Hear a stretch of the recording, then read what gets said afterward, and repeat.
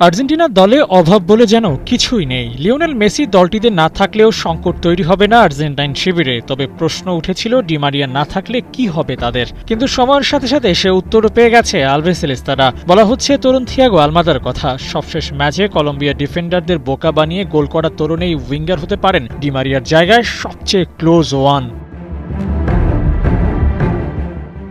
Position attacking mid হলেও বেশ কয়েকটা জায়গায় খেলতে পারেন। লেফট উইংয়ে যেমন দক্ষতা আছে তেমনি রাইট উইংয়েও কাজ চালিয়ে নিতে পারেন। সবশেষ ম্যাচে বাদিক থেকে বারবার ঢুকেছেন প্রতিপক্ষের দুর্গে। দরকার পড়লে ফরওয়ার্ড লাইনে অ্যাটাকিং থার্ডেও দেখা যেতে পারে এই ইয়ং সেন্সেশনকে। আর্জেন্টিনার দলটা যেন এখন রাজার দুয়ার, যেখানে অভাব অনটন বলে কিছুই নেই। মেসি থেকে ডি মারিয়া সবার রিপ্লেস আছে।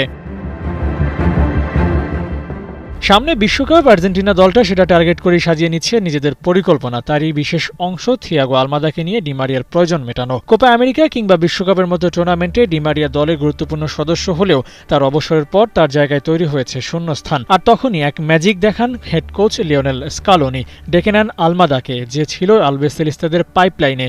সিনিয়র টিমের টিকিট কনফার্ম করে ফেলেছেন, এবার কেবল ধারাবাহিকভাবে পারফর্ম করে যাওয়া বাকি। আসন্ন বিশ্বকাপে লিওনেল মেসি পুরো 90 মিনিট খেলবেন কিনা তা নিয়ে নানান কথা রয়েছে। LM10 যদি ফুল টাইম না খেলেন সেখানে আলমাদাকে নামানো যাবে তার বদলি হিসেবে। এর মধ্যে খেলেছেন আন্তর্জাতিক 10টি ম্যাচ, আছে 4টা গোলও। তাই বিশ্বকাপের জন্য আলমাদাকে রেডি বলাই যায়।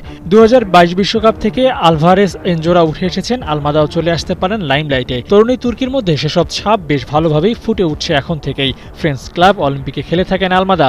জাতীয় দলের প্রতিযোগিতার সাথে ফরাসি মূল্যকেও দারুণ লড়াই চলে তার। বিশ্বকাপে দারুণ কিছু করতে পারলে আলভারেজদের মতো তারও দিন বদলে যেতে পারে। তবে বিশ্বকাপের মঞ্চ সহজ হবে না। ডিফেন্ডিং চ্যাম্পিয়ন হয়ে টুর্নামেন্ট খেলতে যাবে আর্জেন্টিনা। দলগত প্রেশার যেমন থাকবে তেমনি গুরুত্বপূর্ণ পজিশনে খেলা আলমাদার উপর থাকবে বাড়তি চাপ। আবু নাইম, ৭১।